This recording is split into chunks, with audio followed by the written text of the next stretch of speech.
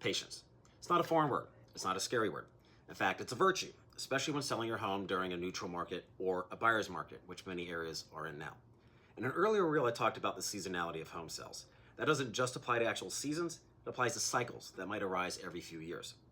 Most of us know that the housing market has been slowing down, and look, honestly, it needed to. A market with a ton of homes, not just some of them, selling in negative 5 days for 100,000 or 200,000 or whatever over list price, just was not sustainable. That's the type of thing that creates a bubble. Now, for a variety of reasons, which I'll go to in a future reel, we are entering a more neutral market, and in some cases, a buyer's market, depending on where you are.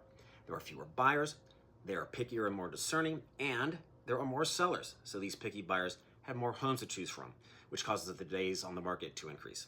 Just before COVID, the average days on the market for a home was about 1 to 2 months, give or take. That's where we're at now. When I got into real estate in 2011, the average was about 3 months.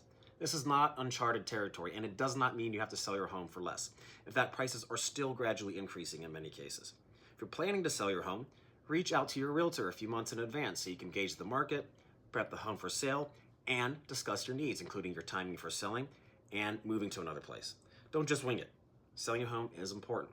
Be patient and plan for as many contingencies as possible. On the flip side, buyers know, or at least mine do, that many sellers have not planned ahead.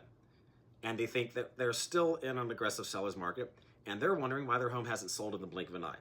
That allows buyers to not only be picky, but it also allows them to be more aggressive when it comes to an offer price. Be adaptable and be aware to changes in the market and negotiate. Remember that? Buyer and seller agents actually have more opportunities to negotiate now. But you have to try first if you're on the buyer side, and you need to be prepared to counter back and negotiate if you're on the seller side. Please keep in mind that I'm speaking very broadly. Every market is different. If what I'm saying doesn't sound like it matches your market, then it don't. But even if you're not currently in a neutral market or a buyer's market, you will be someday. That means more days on the market for your home to sell, which means planning and patience are key to selling your home and getting what you want out of the sale.